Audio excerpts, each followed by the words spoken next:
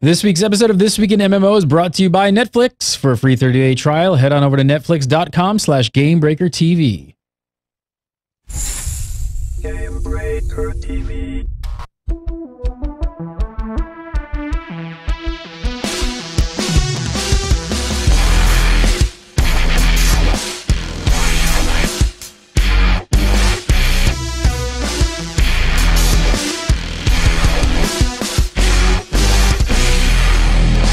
What's up, everybody, and welcome to Last Week in MMO, episode 129 for January 25th, 2013. You're watching GameBreaker TV. I'm Gary Gannon. Today, we've got some inside info from the Wildstar Alpha. TERA is going free-to-play. The Secret World is doing better than Funcom. And, oh yeah, that's the intro we had written from last week, so there's a lot more shit to talk about this week. Let's jump into it. I'm going to throw the whole show off bat. We were supposed to start talking about Elder Scrolls first. Well, it might be Pocket. Jason, there's your intros. I got to start something. I'm going to throw something completely out there that's we're not even supposed to talk about, but because I don't know what to make it. I'm sure you guys have all seen the news today. PlanetSide 2 hooking up with MLG. What for competitive play? Like, could somebody throw out a speculation here? Like, how is this going to work? It's like.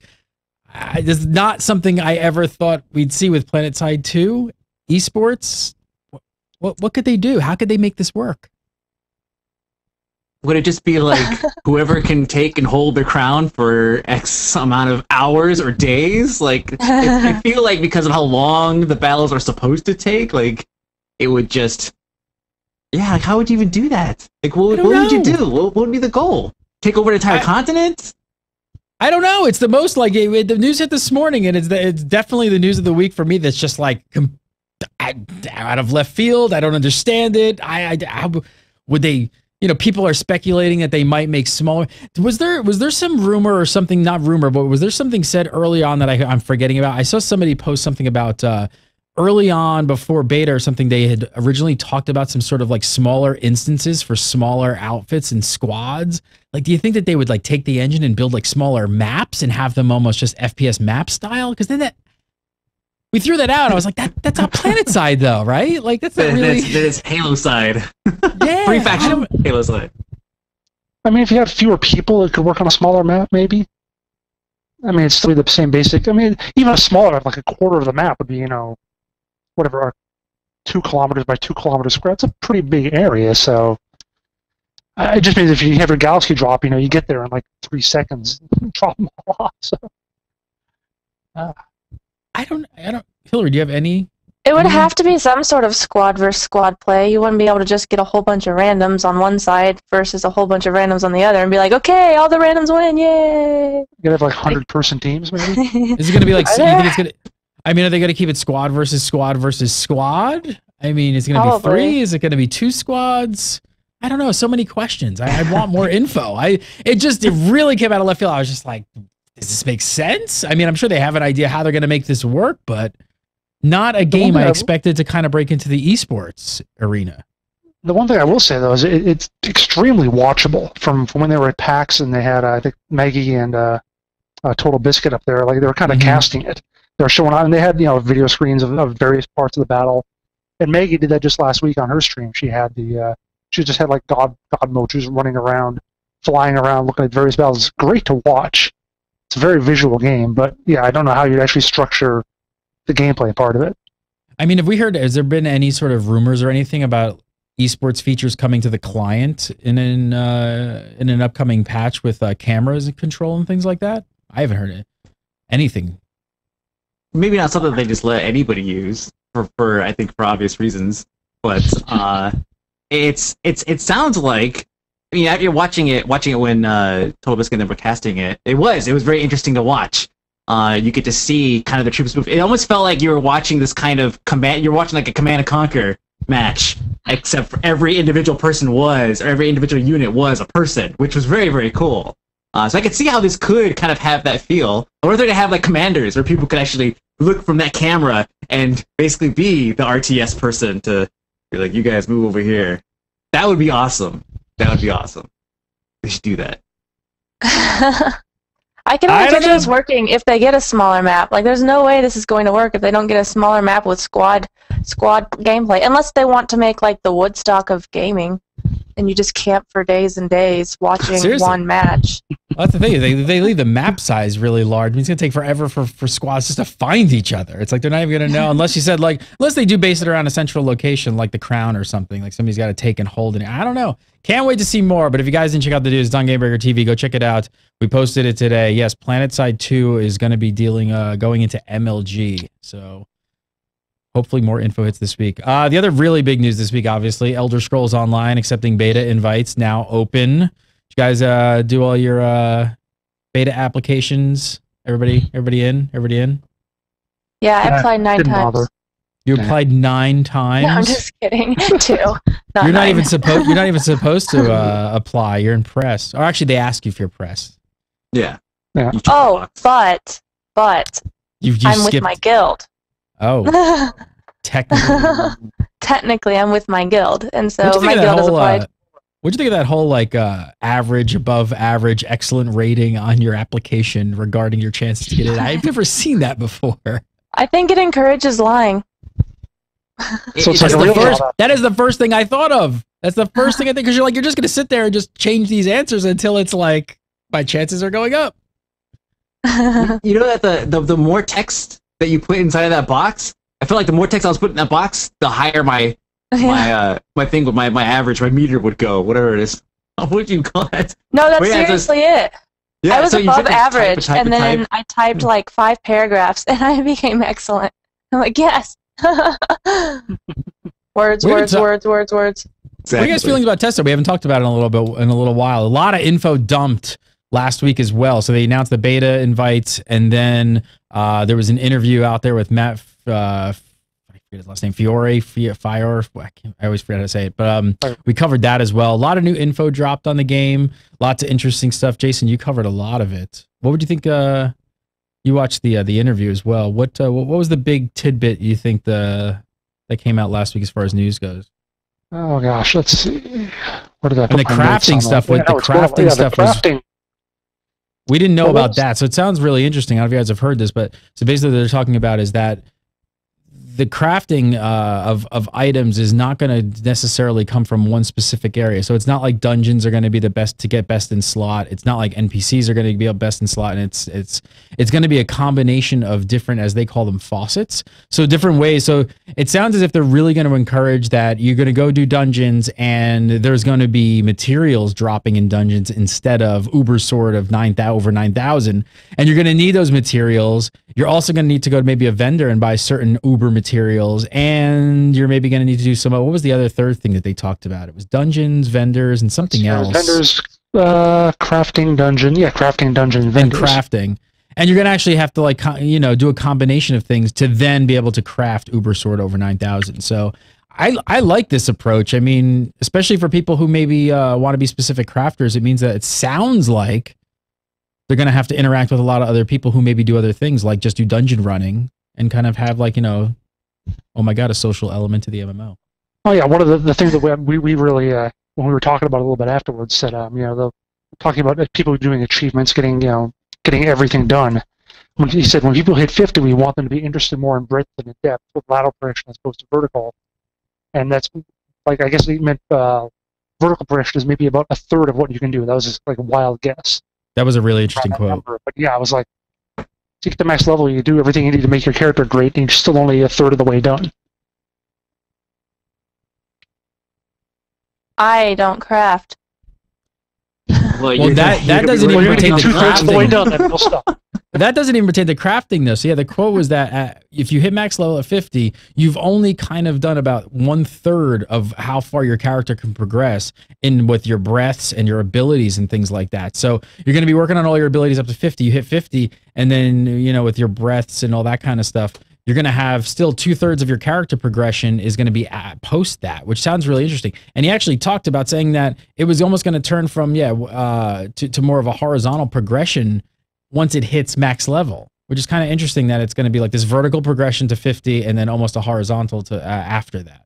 Now, what that probably means in large part is you have all the different weapons, and anybody can equip any weapon. So, you have to 50 with your mage. You might be good with a staff and a dagger or something.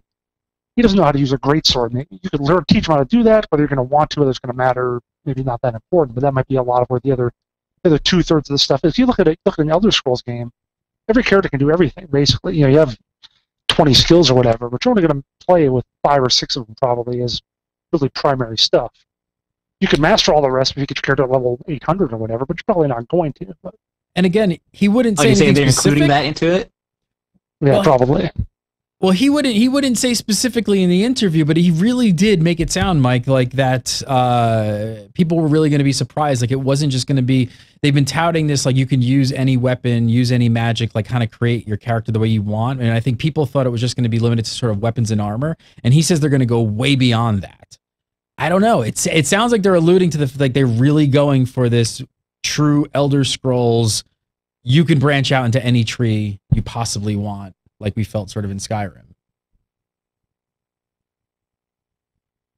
I mean, I can see how they like, for example, playing Warframe and Path of Exile, 2 games that, if Path of Exile had like a last level, which I don't even know what it is, what the end level is, but the way it functions in Warframe, for example, your character can get up to level 30, but you pick up mods from running the higher level stuff, and the mods will take your character, and it could turn you from just a regular, plain vanilla level 30 to just like a machine, and you could take, each mod has a different function. In Path of Exile, every gem that you pick up that you socket into your weapons or to your armor or whatever is a different ability or a mod to another ability.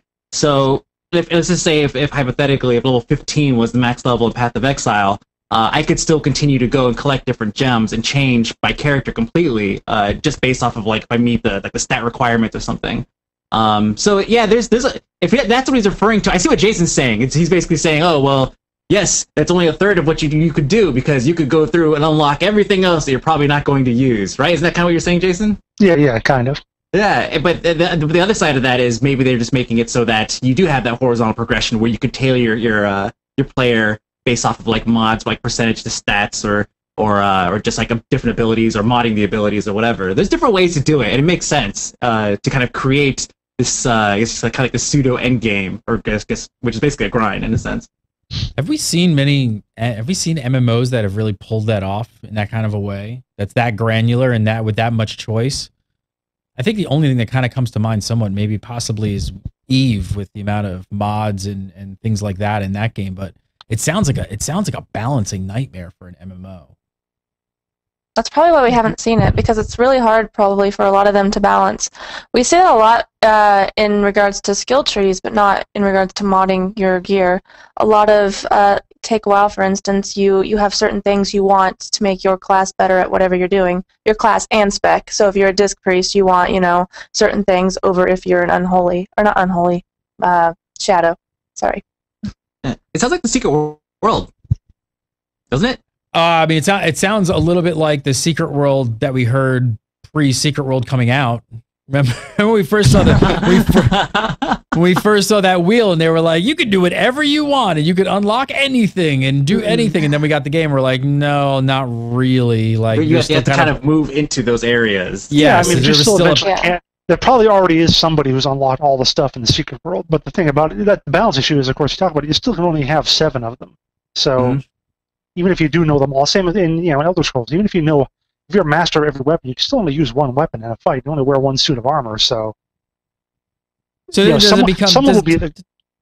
it basically become kind of a deck system at that point, where you just unlock as much as you can, and then you basically out of combat build a deck, and then according to whatever your current group and whether you're going to raid or PvP, whatever, you kind of swap out your deck? Yeah, pretty much probably. I kind of like that. I don't know. I like the choice, and I kind of like the idea of just being able to do anything, not even having really to pick a class. I haven't got a strong feeling of what they have for like a class mechanism. I don't know if you could just, if you're a mage with a staff and cloth armor, you can just instantly then become a great sword warrior and plate mail. You can do that in the Secret World basically. You might change your jewelry or whatever a little bit, but you can basically do that. Whereas I haven't quite gotten this sense of whether or not that's how it's going to be in TESO. Maybe it is like that though. That'll be a lot like Ultima Online skill-based system where you literally I could be a tamer mage and then I drop my, magery for archery and then I'm a tamer archer now. And, I mean, that sounds like something there where it's really easy to switch. You have to, of course, not unlock, but train those skills up and you lose a skill. But at the same time, you have a set amount of skills at any given time, skill points, and you can't go past those skill points. You could put 50 in every skill point if you wanted to, but then you'd suck. But overall, I mean, that's sort of what it sounds like. And if they do go towards that, even if it's not skill-based, even if it's just like item-based and you can change your items and it makes you a little different, that would be interesting. It'd be cool. It'd be going in that direction, and I like it. But we don't know fully. Be going into everything we're talking about is basically what he's discussing is once you get to max level, there's all this other stuff to do. So everything we're speculating on is basically the other stuff to do. Right.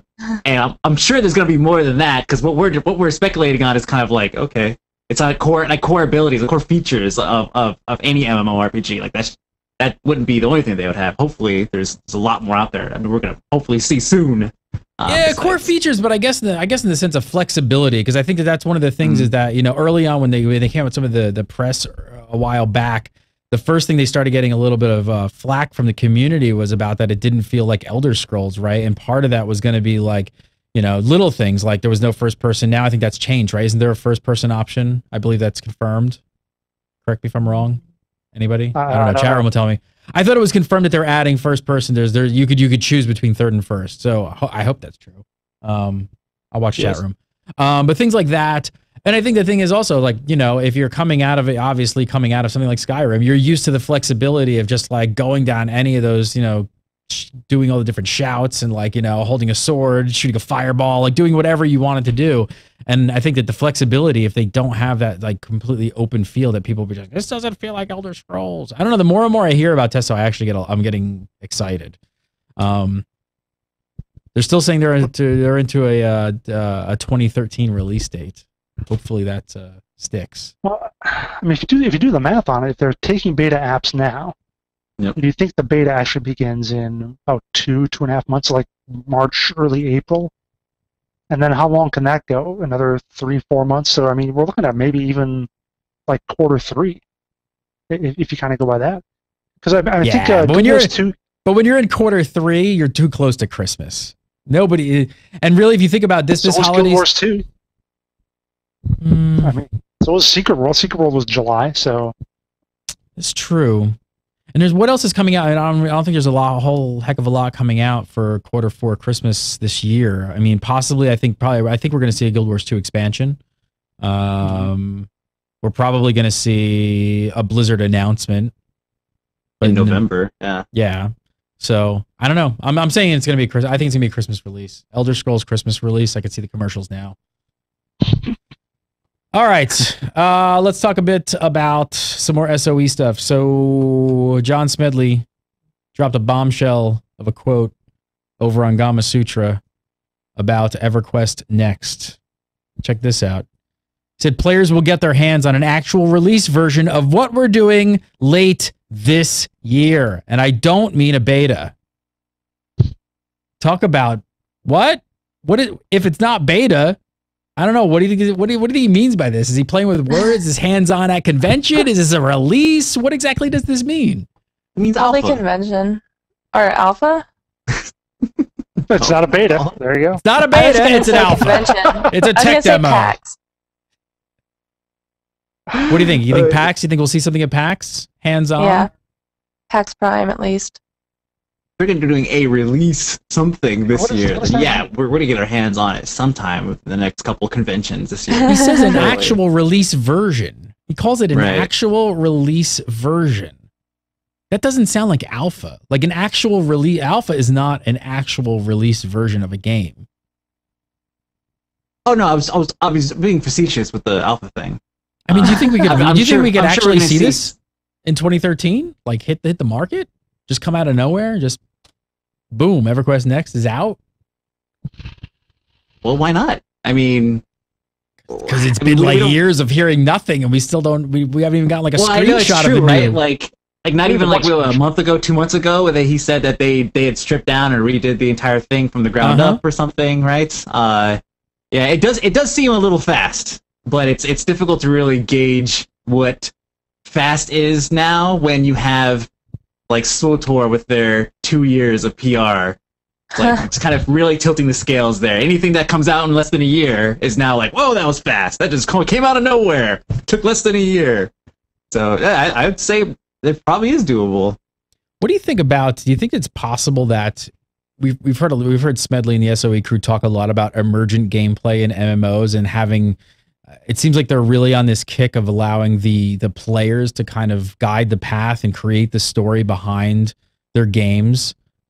Do you think we could almost see, dare I say, like a full-on sandbox of like almost terraforming EverQuest Next, and they're not actually like sitting and making like thousands of quests and things like that, and they're really just going for a full-on sandbox where they're building a bunch of tools and a world, and they're just going to drop it on the players and let them kind of build and just cultivate the land? So like Minecraft EverQuest? Yes, kind of. You know, maybe taking a little bit of like, you know, how they're doing with PlanetSide and making it into a big open world MMORPG where, I mean, that would save a ton of time if they were working on systems and not like, you know, creating tons and tons of assets. You know, they've got that whole asset wing of SOE now where they're like, leverage the player base to build stuff in game. What if they're just not going to go down the route and just not build? I mean, quests alone take insane amounts of time in development. What if they're just not going to do it?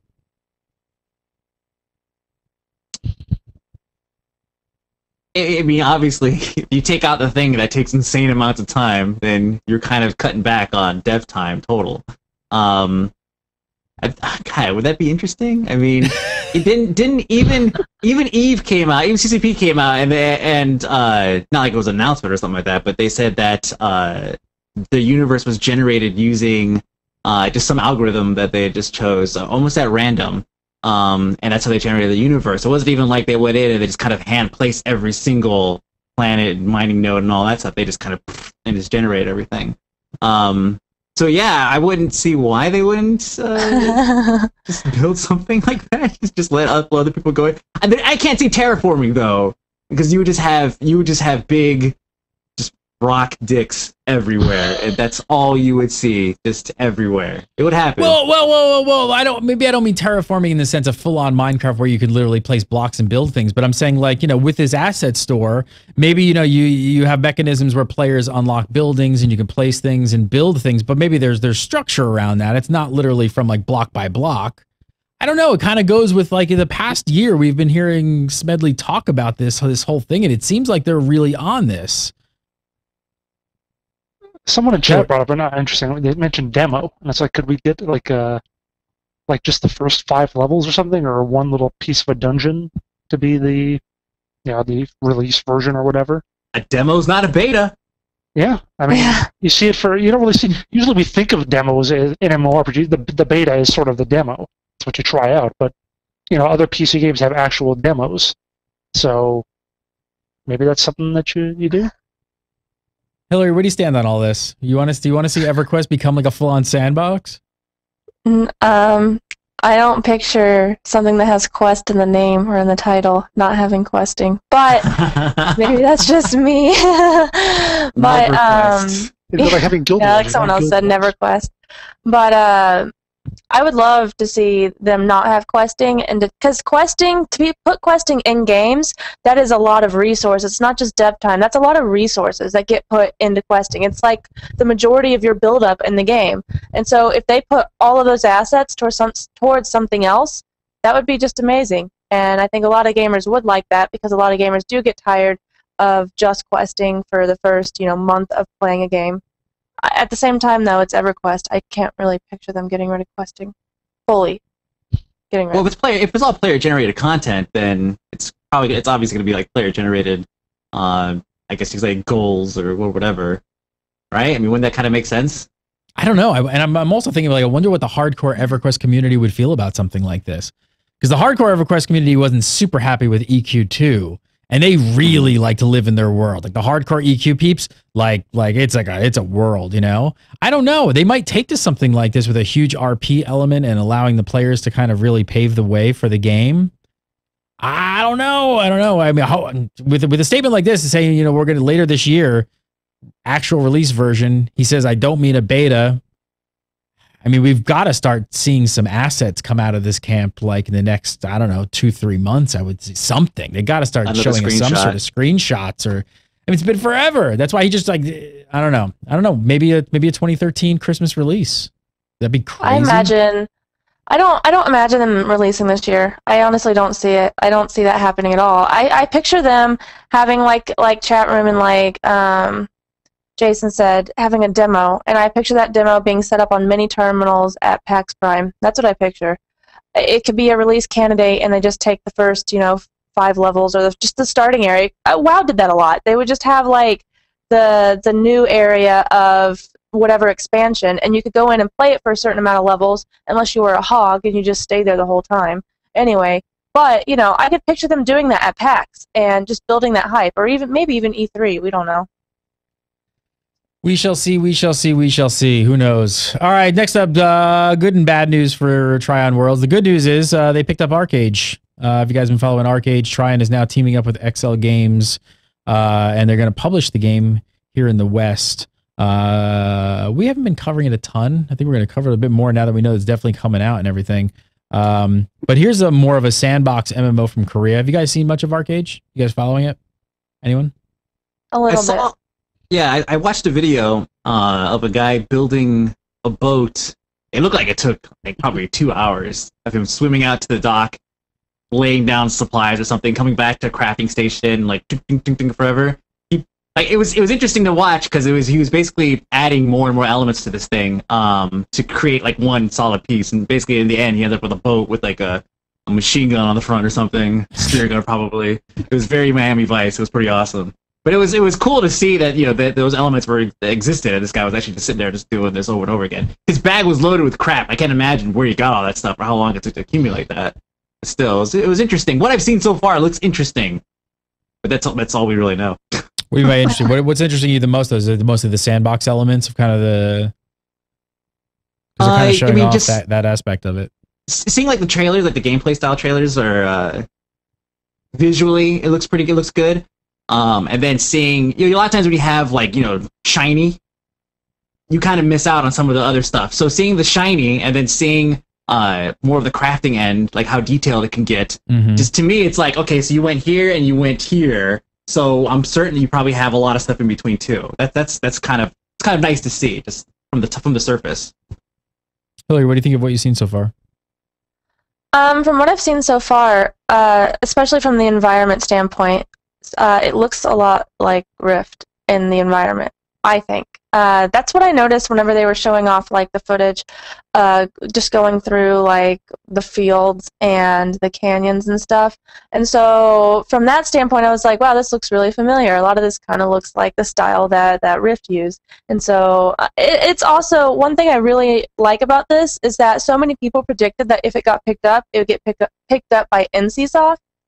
And I'm glad that Trion, I mean, not that I hate NCSoft because I don't, but I am glad that Trion picked it up because I would like to see what they can do with the game and releasing it in the West, because they will make some changes, I'm sure, to it to adapt it to Westerners. But are we not saying Westernize anymore? Westernization. I just say sorry. Yeah, we don't know, but I mean, I think it just released, right? It just released in. I think it's still in beta in Korea. Oh, is it? I thought it was like the 16th of January. They had like a 6-month beta test or something silly like that. Yeah, I'm told that you need to have a Korean social security number in order to get access to this beta. Like someone messaged me and said, "Oh yeah," they were like, "Oh, ask your mother-in-law for a social security number or whatever, so you could get to this game." It's like, really? Like, yeah, she'll totally go for that. Hey mom, can I have your social security number so I can play this game in Korea? Yeah, maybe it's one of those weird maybe it's one of those weird laws they have against certain hours of gaming and ages and stuff like that. What do you think? I mean, do you think a lot of younger MMO players don't even really know what a sandbox MMO is? I mean, after Ultima Online, You haven't tried Eve? No, they'll just Probably a lot say, of players- oh, so it's like Minecraft the MMO. That's what they'll say. They'll liken it to what they know. If you say, like, we're talking about the younger, right? The younger group, they'll liken it to what they know. And so they'll say, oh yeah, it's kind of like Minecraft, where you basically build all your own stuff and you have no quests or anything like that. What do you think about submodel? Nothing's being really said about this. I mean, the rumors are actually in Korea that they're actually pointing towards a subscription model, and that was kind of surprising. If they do go to full-on subscription in Korea, I guess we might expect the same for the West. Well, it is Trion. I mean, they're still running Rid with a submodel, so that certainly would be possible. But as much as some people are certainly really interested in it, I think it would be kind of a hard sell because it is, like I said, it is a Korean game, which have not generally done that great over in this part of the world.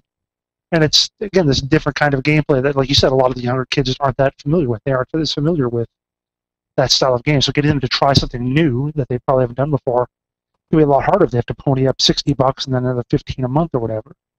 So I would think it would be free to play, or if it isn't immediately, it might be shortly after release. Yeah, hopefully we get away from that shortly after release free to play thing. Even if there's a sub in Korea, I really do hope that they release it free to play, because I think by the time this thing actually gets like all prepped up and ready for the West, yeah, like you said, it's a bit of a hard sell just coming from Korea. So to make that barrier easier, you got to like kind of ease the pain a little bit. Bad news this week. What's that? I just wanted to point out one more thing on Arche that I got when I was looking at the site, like, you know, all their different stuff. They have like a jail system apparently, which we've lampooned in some other games before, but this one actually has like a soccer league inside jail. What? What? It does. It says the stakes are much higher when you're playing soccer in prison. Well, at least there's something to do. At least there's something to do when you're locked away. They kill It's you. made- They it's delete made your by- character if you lose. It's made by the guy who created Lineage 1, so he's definitely a veteran MMO player, and that was a huge one. So, bad news this week for Trion. Scott Hartsman stepping down as executive producer and on Rift, and he's leaving Trion Worlds. Big loss for Trion. Scott's a really good guy, really charismatic, kind of like the face. I think everybody liked him. Who knows where he's going to go? What about last thing up on Trion's list? Anybody check out the Defiance beta? Are we allowed to talk about that? Maybe. Like NDA stuff? Well, they streamed it, so it's Yeah. like it's kind of hard to. They retweeted people who said, "I'm really enjoying the Defiance beta," so I guess they can't be that hard on people who say they were in it. Well, Defiance beta is kicking off. Was everybody in it? Did everybody check it out? I missed it. It's full NDA. That's what people Full- are saying. full I checked it NDA. out at the last, I think, PAX, and I got really nauseous for like 2 hours after I played it because I have really bad motion sickness. So that's my experience. Is the Dramamine. POV just not good because third person? So I couldn't do Dramamine because I had to do interviews, and so then I'd be sleepy, nauseous, and doing interviews. Might have been a good be any more combination. chill. I've been trying to figure out what the motion sickness. Certain FPS give me motion sickness as well. Is it just the FOV, like the field of view? Like if you can adjust it, how wide it is? Does it actually change how you? Yeah, you could get motion sickness depending on what your field of view is easily. Like if you have that tunnel vision where you have like 30 FOV, it's like playing matter of fact any console shooter. Load it up and get closer to your screen. They're designed for you to sit back from your screen. So like load it up and get just kind of close to your screen. You'll see what it looks like to kind of work in this tunneled vision. It's very, very disorienting. And then of course if you expand it out, some people can't handle like the Quake view. I don't know what it is. The one game that will give it to me every time is Half-Life 2. I don't know why. Half-Life 2 just wrecks me. 5 minutes into it, I'm like running to the bathroom nauseous. It's awful. Yeah. Totally. The head bobbing's also really bad. I have to turn the head bobbing off in Minecraft because I get nauseous. So. All right, next up this week, Wildstar released a Q&A. Check this out, from their own testers. They actually released a bunch of information from their own testers. So we pulled out some of these here. For a lot of these, let's see. So first up, BK Miller 428 was asked, what feature caused him the most grief? Phony, ready for this? Double jump. Not only does it have jump, it has double jump. Anyway, is it cause of the most grief? What, to implement and make work? Well, here's what he said. He said, well, it seems like it would actually be easier to control because you can change the direction in the air. It's actually difficult, at least for me. Due to constantly overcompensating for the responsiveness, tiny movements can get interpreted as a dodge. He then said landing can have a momentum that will carry you past your intended landing pad. It is easily overcome with practice and possibly some adjustment to the feature functionality, but currently has made me extremely frustrated in trying to complete some outstanding but difficult challenges. I don't know about, obviously he's having some trouble with it, but at the same time, I am completely now intrigued. Like, that sounds like an awesome thing to have to learn how to be better at. Is double jump. Have you ever seen an MMO with double jump? Actually, No. it's funny that Jasmine was just streaming Age of Wushu this week, and she learned how to do a double jump in that game. So, Oh, I'm sure in that game you'd be able to. yeah, sure. of course, Chinese martial arts, they can probably do a 9 times jump or something. But, I'll say this guy's having a problem. Just add another jump, third jump. There you go. Now you have no excuse. If your second jump messes up, that's what the third one's for. Back Got up. a third.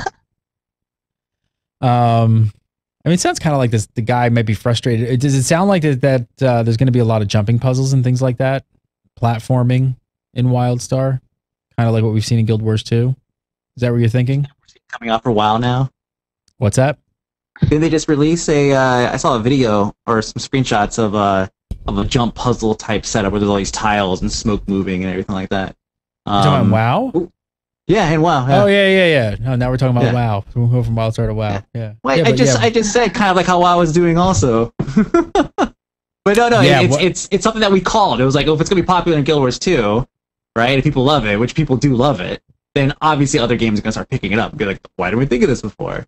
Yeah. Yeah, hopefully. It's a huge again, time double sink. jump. Yeah. Yes, exactly. It is. Like, look at the Halloween puzzle, my video where I frapsed almost every single run through.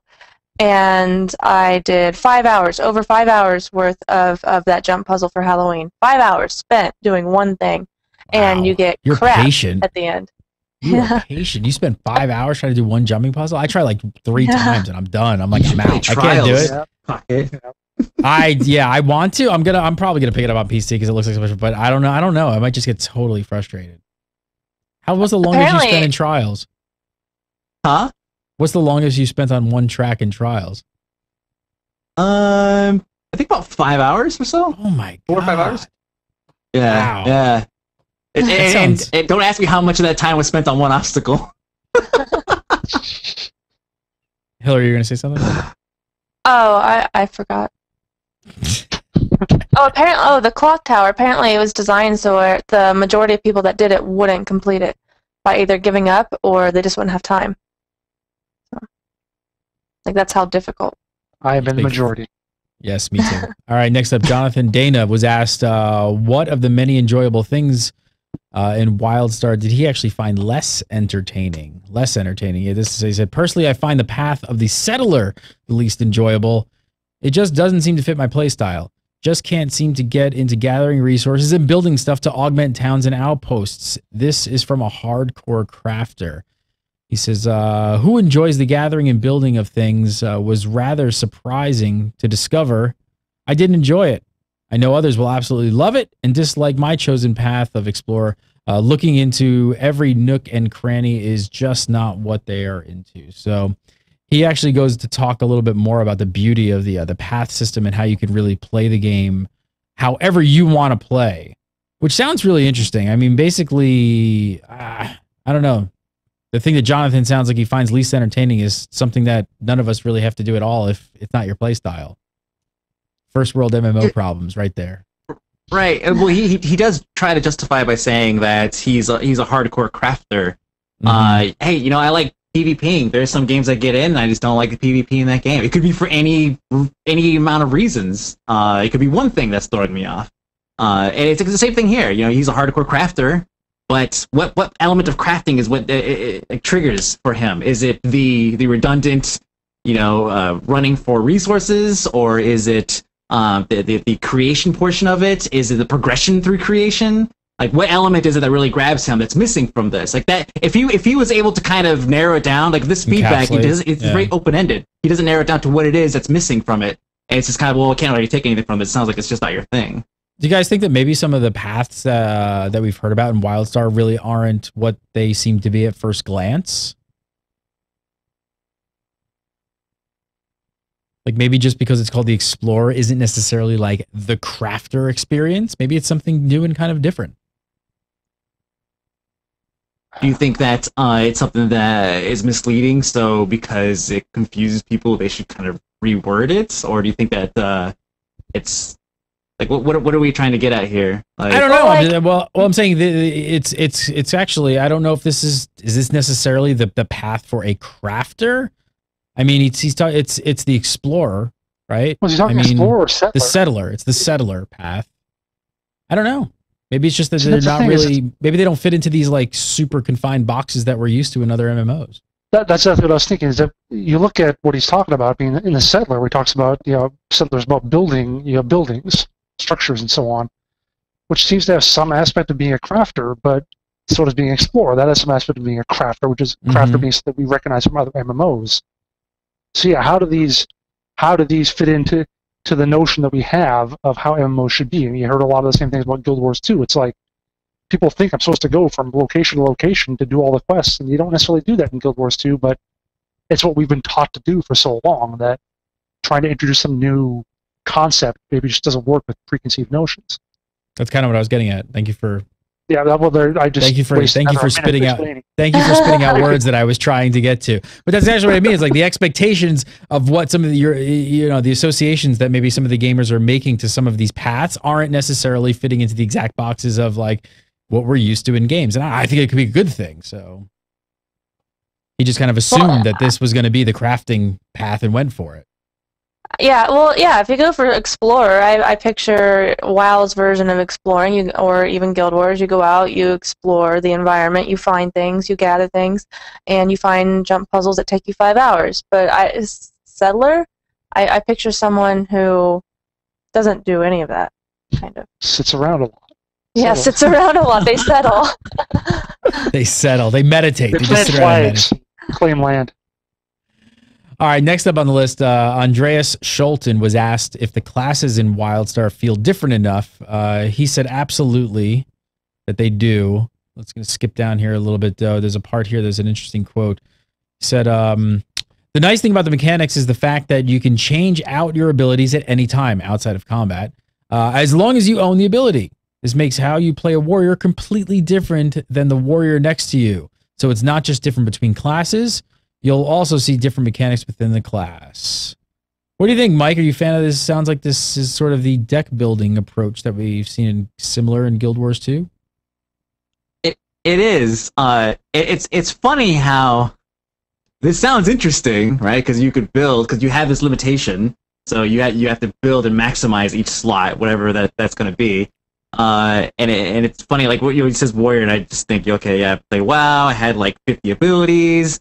And to me, I'm thinking from a WoW perspective. It's like, okay, if I only had to choose X number of abilities, like how many things do I have to get out of combat for to like switch, right? Which you used to have to get out of combat to do things, right? Like change from, prot to whatever stands, a charge or something. So from that perspective, it's like, oh, okay, so we've created this limitation, so you have to maximize every skill instead of giving you an array of skills that you can use at any time. And now suddenly the game is interesting. I think it's cool because it allows you to build out your deck however you want. I wonder how different we're looking at here, because in any other standard MMO, you're going to have a class at max level. It's going to have probably 15 active abilities or something, or more, like 15 to 30 active abilities. So like how do those things, like, can I build like a high mobility, low DPS? Or can I build just tank and spank using however many slots I have available to me? Sounds interesting. And you got to wonder also, like, how many restrictions they're going to have on something like this, as far as the player goes. Like, you get like in Guild Wars 2, your weapon skills are pretty much set. So, I don't know. Do you think that they'll possibly give full-on, almost what we're talking about sort of with TESO, the full-on freedom to kind of spec this out however they want? I mean, again, it kind of sounds like it just becomes like a balancing nightmare. In a game like Wildstar, I don't really see that happening. I think it'll have a lot of restrictions, and I still think you'll have your optimal routes to go if you want to be like max DPS or something, or max tanking ability, max healing ability, whatever you're going for, they're still going to be your optimal, and they'll be like the second best or a good counter to that optimal. But at the same time, I don't think it'll be like how many people envision of, wow, so everybody's going to be different, and somehow we're all still going to be the equal in effectiveness, and that's not going to happen, I don't think. And yeah, I wonder how easy it is to get out of combat. You know, are you gonna have like because getting out of combat is such a major component in a lot of games, because once you're in combat, you're in that state. Yeah, you're stuck, right? Yeah. You're stuck. But there are some abilities that pull you out of combat for the reason of unlocking certain abilities. So how easy is it to get out of combat? If it's something that, once you engage with the target until the target's dead, you're in combat, well then that's where, okay, so getting out of combat to swap out is really not that big of a deal, right? Because you're not going to do it mid-fight. Like, you're not going to disappear in a puff of smoke and end up at the back of the crowd now healing people being a support class. You know, so until we understand fully how combat works in WildStar, we can't really understand how these abilities, this swapping of abilities really affects combat and balance. All right, well, next up, Mike, go ahead. Sorry. Well, and if we're going to use a comparison of decks, I mean, I used to play Magic the Gathering, and even in that, I had a good deck that could counter a lot of decks, but there were still your optimal decks that would win tournaments, and mine wouldn't. And just like Mike said, you can't just switch decks in the middle of a card game. That just looks, well, it's illegal. You can't do it. But at the same time, I mean, if there's a lot of decks that people can choose from, and just for their own enjoyment, then I think that'll be a good system to have in place. All right, next up from Esseltap B. I know this is one that you've been kind of keeping an eye on. He talks about tells. He says, telegraphs in WildStar are unlike telegraphs or tells of any other game I have played. While some games, a creature has 3 types of attacks, in WildStar, those 3 attacks could have 16 different telegraphs depending on how they will execute the attack. Trying to just stand in one place during a fight is a good way to end up on your back for the entire fight and dead. This has been a concern for you, Mike. You've been talking about this for a while, over the fact that they were going to have like this not mini game, but they were, they're showing all these tells on the ground out in the open world, not just for like raids and things like that. And you were kind of worried that the game would kind of become this like, don't stand in the red stuff or circle. I don't know. What do you think of his statement? Like, with having 16 different telegraphs depending on with 3 attacks and like this kind of thing. I mean, so yeah, we talk about 16. So when I think of a tell, I think that the mob is doing something. There's an animation there, like it's rearing up somehow, or it's it's bowing its head down, getting ready to charge. That's to me is what a tell is, an animation tell. If he's talking about 16 different telegraphs, depending on how they'll execute the attack, is 16 different patterns that are laid on the ground, then it's nice that there's variety, if that's what we're referring to. It's nice that there's variety. I think that's what he's referring to. Didn't everybody tell us? Did you guys all take that quote as that? I took that as that's what that means. There's 16 different like variety of arrows on the ground pointing in all different crazy directions for you to have to move and dodge and kind of that whole thing. I think it's 16 different like patterns. Like there might be, one of the attacks might be a bunch of circles, and the next one might be a bunch of squares or a bunch of lines. I don't think it's necessarily some squares here, some lines there. Next time it's some circles and some lines, just random like that. Yeah, and that's what I'm trying to get at. It's like, okay. I'm used to seeing tell animations where I have to actually learn what the mob is doing, and that was my biggest problem with it. Like since the beginning, is that I like to get into a game and get my ass kicked first. Figure out what it is. Oh, well, he did that thing. I should probably not stand in this area roughly while he's doing that thing. And if I get hit again, it's like, okay, so that area that I thought was safe was not. I should move further out into that zone. Where in this game, from what they've shown us, the patterns on the ground just don't stand in the pattern. And that's what I didn't like. I didn't like that it was like, okay, well, just don't stand in the pattern, I guess. You're worried you feel like it's a little bit too much of hand-holding, like it's almost painting out a picture for you exactly what to do and what not to do at any given time. Right. I like to see it in action and really get a feel for it. 16 different patterns. It's like, okay, great. There's 16 different ways for me to step to the left or step to the right or whatever. Well, I'm not learning anything. I'm just learning to not stand in whatever color the ground turns. And that's pretty much it. And that was my biggest problem with it. I think that as long as it's really rapid, like I know at the beginning it's going to be really slow and you'll have like 10 seconds to step out of the pattern or whatever. Not 10, but yeah. As long as it's rapid, whenever the patterns come and you don't have a lot of time to react, so you got to be really quick about reacting, I think then it'll be fun, especially if it's random and it's not just always the same. When I think of tells, I often think of my experience in Guild Wars 2's dungeons and just how awful my experience was in there, because like they had a lot of things where you had to get out of the circles, and this one just laid circles literally all over the room except for like 2 spots, and you're just like you'd be on like yeah, and it'd be guaranteed death, and it frustrated me really bad. Anyway, as long as it's organized but it's also randomized and not easy, then I think it'll be fine for most people, and I think you'll still see people die to it because they don't pay attention ever. Yeah, I mean, I can see why Mike's a little bit hesitant on it. I mean, I like that they're trying to do something different. We've never seen anybody kind of do it with that many tells before, and it looks interesting. I think you're right. I think if it's rapid enough and fast, and I also think if they don't follow a specific pattern, but maybe there's just an algorithm that randomly chooses things, so every time the fights are different, and you can't really just learn the patterns over and over. I think it could be a really fun way, especially out in. I think for me, what seems more exciting is that it'll be fun out in the open world when you're just kind of like blazing through trash mobs and things that are usually kind of mundane and you get kind of bored with, that it would add a little bit more of a game element to it, you know, out in that kind of an aspect. Mm-hmm. You saw it, Jason, at PAX, right? Mm-hmm. What did you think of what they showed us? 'Cause that's kind of what they focused on when we saw it. Yeah, it's like what we're talking about, where if there's going to be so many attacks and if you only have a limited number of, it almost sounds to me like they're being, I don't mean to say lazy, but normally, like you say, in a game, if it has 16 different possibilities, there can be 16 different animations, the rear back or the growl or whatever. And now they just do the one, and you can have any of 16 possible things. It's sort of like, well, that's neat. I guess it's an easy way to introduce variety to the fight without relying. It's probably a lot easier to just do this is the circle pattern, this is the square pattern, whatever, as opposed to going to a bunch of different animations. So I don't know if we know that there's only 16 patterns in the game, though. Did you guys take it as that? No, like, just for one particular boss, for instance. One particular mob might have one particular mob might have 16 different options, and I don't necessarily think there's only going to be one. Like I'm thinking, like you know, number 7's going to fire off, and then number 3's going to fire off, and then number 1's going to fire. And there's going to be like a whole combination of them until you can kind of burn him down. I don't know. I don't think your brain. Yeah, I don't know. With 16 different combinations of things firing off like that, I don't think you're going to feel the pattern in the gameplay. I think it'll be no more repetitious than other boss fights we're used to in other games.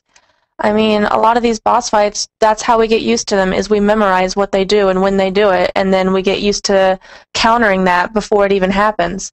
And so I don't.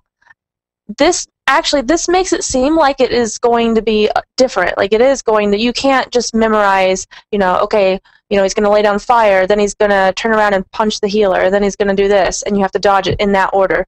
Like this makes it seem like it'll be 3, like you just said, 3, 1, 6, 7, and then the next time it's 4, 3, 7, 9. And like pull it back a second from what you just said about you mentioned being bosses. That's the thing, is like think of how simplistic like open world trash mobs are, like fights, like when you're questing, like that's like the most mundane, for a lot of the times, the most mundane, boring stuff you could possibly do. So they're doing that with all of those mobs. Everything's gonna have it. I don't know. I think it could add an element of fun to the game.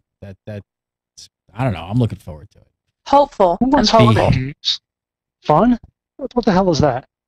No, but I can see the hesitation, and especially on B-side of like, you know, you don't want to be told everything to where it's just like, you know, it's a game of almost Simon Says. It's just like jump left, now jump forward, now jump right, and it's like, you know, what color is he lighting up next? And we'll see. All right, next up, TERA is going free to play. Surprise, surprise. Yay! Finally, been waiting for this forever. We knew that TERA was going free to play in Korea, so I don't think it surprised anybody. I'm going to bring up this chart here. Where is it? Here it is. This is the model they're going after. You guys check this out. It's it's pretty damn sweet. Like I got to say, I like this grid a lot. So How this is looking is, let's see. So elite status, you got standard, and you got founder. Founders are people who bought the box, I guess. Standard is going to be the standard free to play, and then elite status are people who are actually going to pay for the subscription model. So you're going to get founder's going to get 8 character slots, 2 on standard. So let's look at the full free to play. Like let's just look at the full free to play. That's what everybody cares about right now. 2 character slots, pretty good. Character race and class limitations, zip zilch 0, good. Access to all zones and dungeons, nothing, no limitations, good. Not gating any content. In-game titles, so give you a little perk there if you bought the box. That's nice, but let's see, dungeon entries. So that's nice. They're all the default. They're not changing anything there. They're going to give subscribers a little bit of a cooldown, half cooldown time. I don't know, what is this bonus dungeon? I don't know what the Valkyrie. If you're a founder, you're like baller status pretty much. Yeah.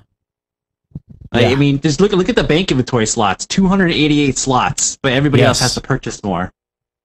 Yep. Yes, again, down there, consumables, you have no restrictions on free-to-play. Daily items and bonuses, no restrictions on free-to-play. Special mount, they're not going to give you that. They're going to give you some special mounts for subscribers and founders. Then, yeah, you get to the bank slots. Here's where the first kind of, like little bit of restriction comes up. 72 slots for free, 288 slots for founders. That's awesome. But still, 72 slots for a full-on free-to-play member? That's generous. Yeah, it is. Send gold in parcels, so they're going to limit some 10 gold cap per message. Okay, that's fine. I think everybody can deal with that. Brokerage postings, I guess you get 10. That's not bad. 30 and 50. Registration fee, 5%.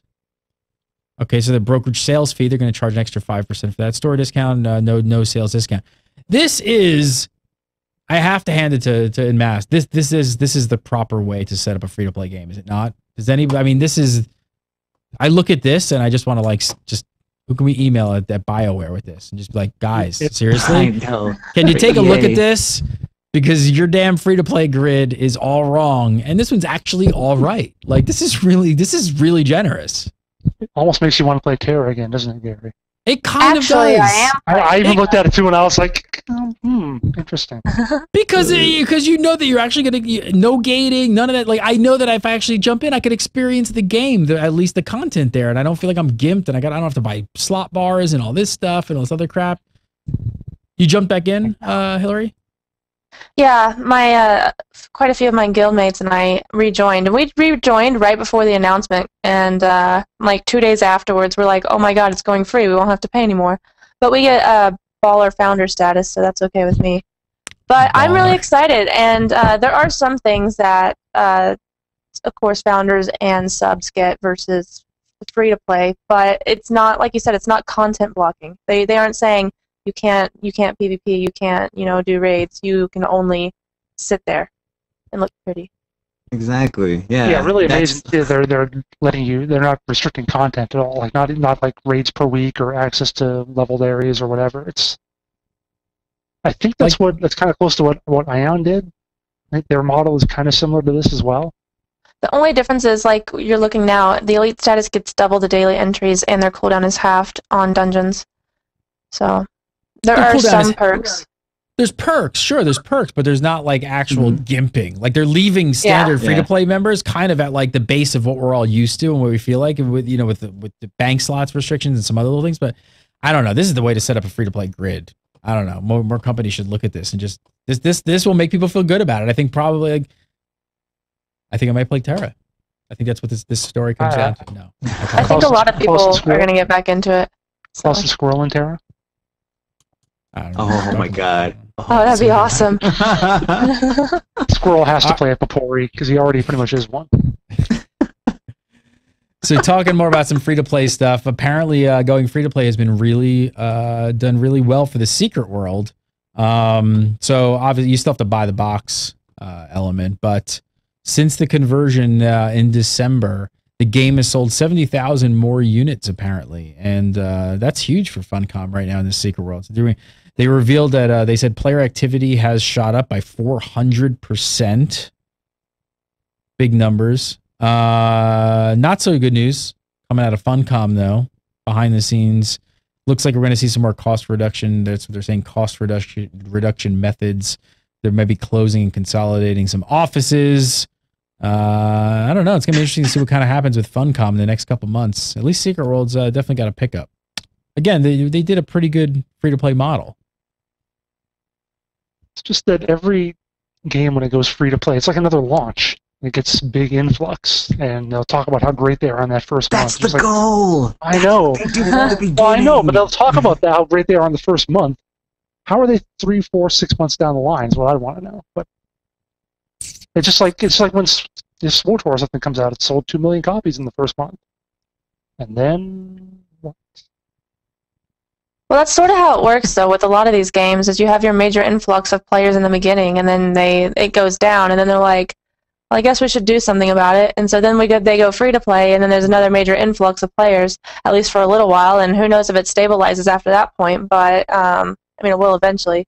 It's just, I wish more games would just have the cojones to come out free to play instead of, wasting our time. But it's a PR thing. It's just like movies. Yeah. It's like a movie gets released, there's tons of PR and everything behind it for the movie release, and then before it completely disappears, they jump on that train again to push it for DVD and Blu-ray.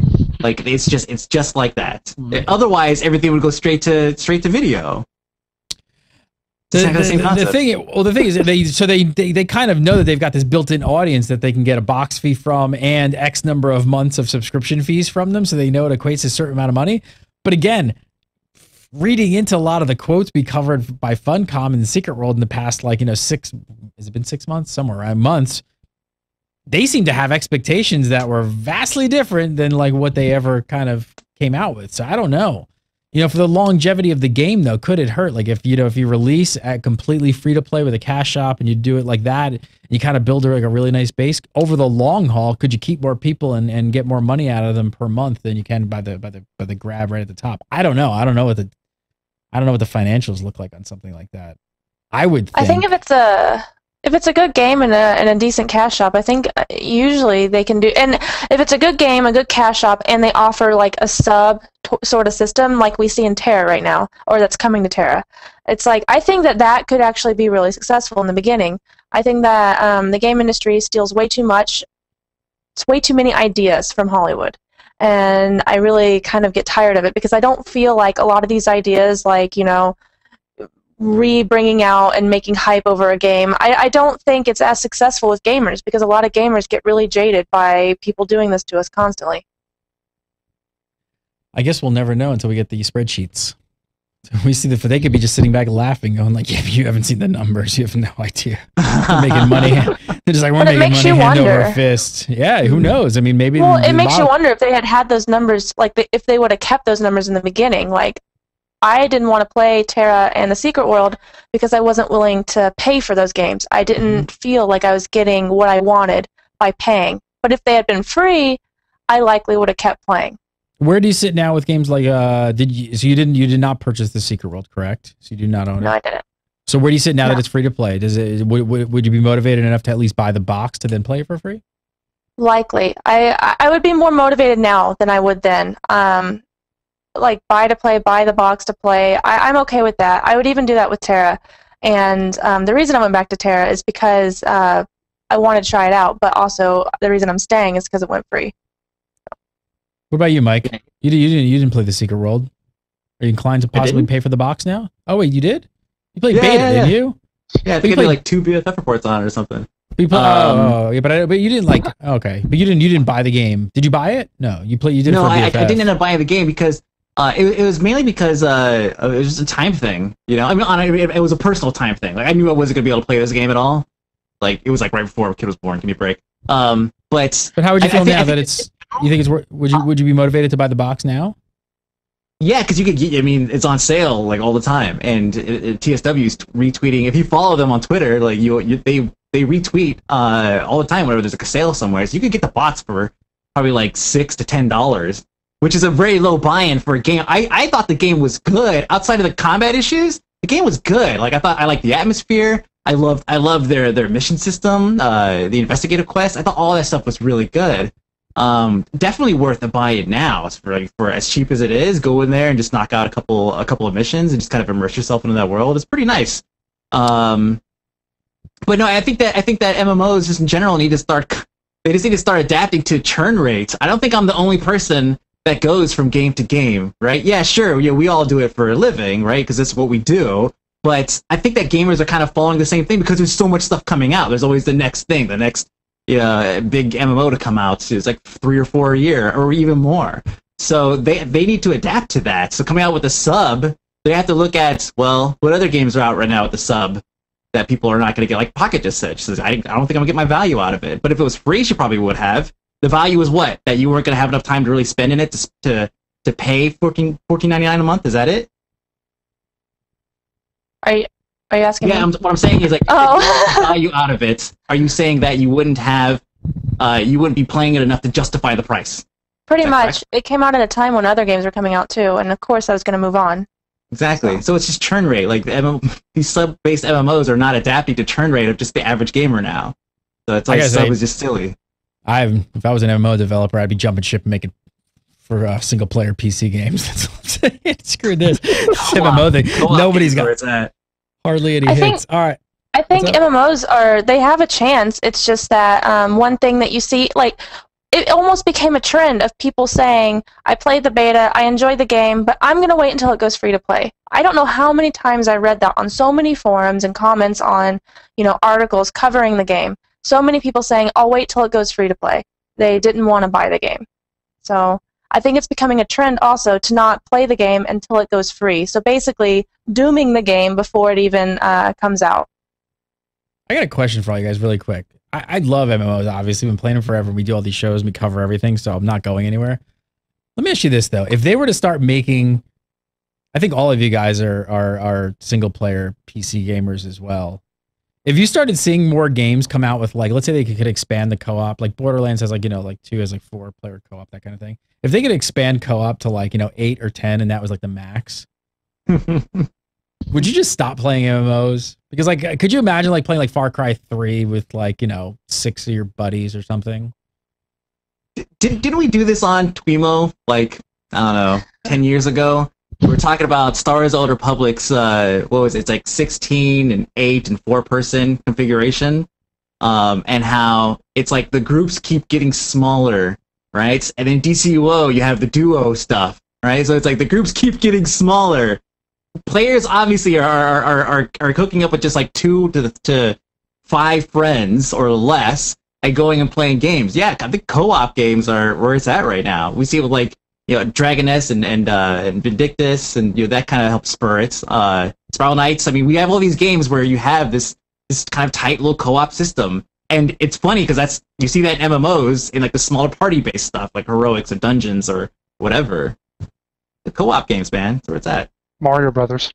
2-player Mario Brothers back in the arcade in the 80s. Hand the controller over? Luigi was so much better than Mario. I could see that being successful, though. Not Mario Brothers. But the whole, like, having 8 players, I could see that being successful as long as there's enough competition. The competitive environment. And that's one thing that keeps me going in these games, of course, is competitive environments, and specifically PvP. So... as long as I still have that feeling of competition, I could see myself playing with just, 5 to 8 people that I know. Yes, I agree. The experiences in those games are just so much more like... I've recently just really started hitting single-player games a lot harder lately, and I'm just like... just kind of blown away by the experience that they can tailor around. I know it's a completely different beast because it's single-player with their story and stuff like that, but you just play them and you're just like, holy crap. Like, I think what we all want is we all want MMOs to kind of have that element to them where you're just like, you've got this real visceral experience and story and stuff that kind of comes at you. And we're still kind of in the Stone Ages when it comes to that. It's like, I don't know. All right, moving on. The groups are getting smaller, but at the top end, they're getting much larger with, like, PlanetSide 2 and with the stuff that, free faction any game, right? It's like, the battles are just getting way bigger on this side. There's nothing in between. Everything's like tiny little groups or just massive chaos. Yeah.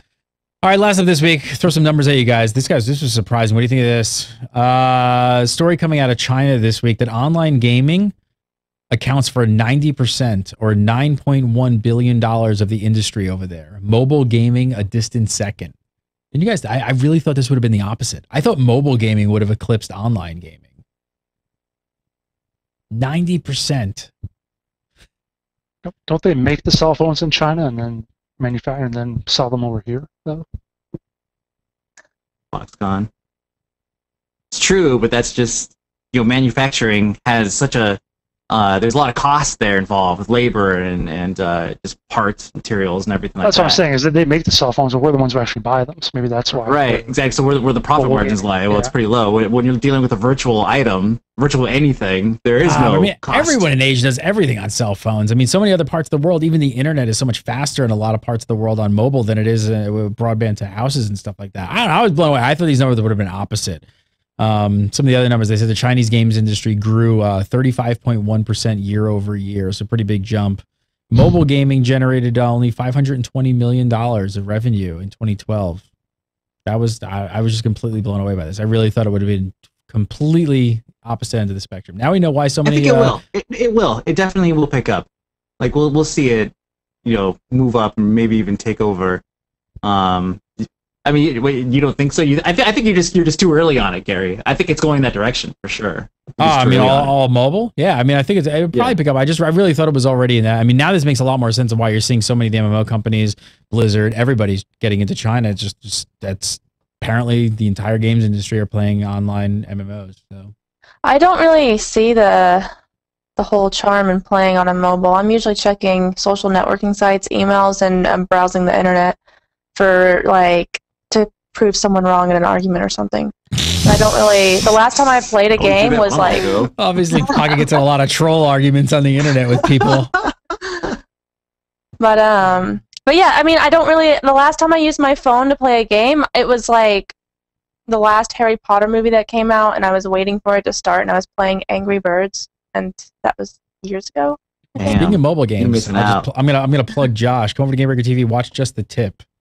He's covering mobile games now. Some of them look freaking awesome. I want to play Yesterday. Talking about that last night. Have you played it, Mike?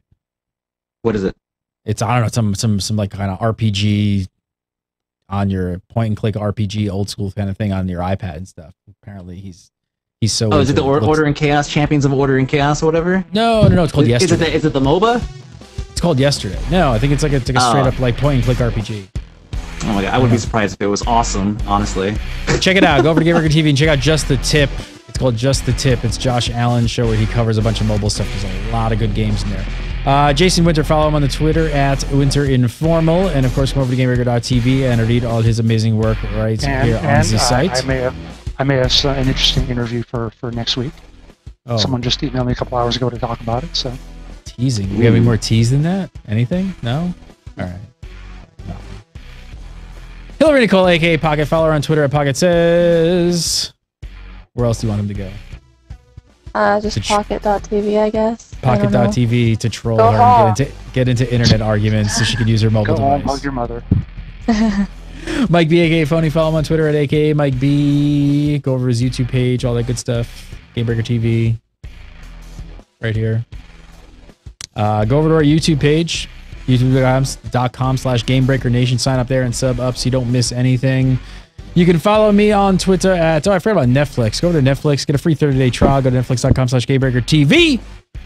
Give you all a free 30-day trial. End of the show. You got nothing to do. Go watch some Netflix. Have a great weekend. We'll see you next week. Peace. I failed. Why'd you fail? I don't know.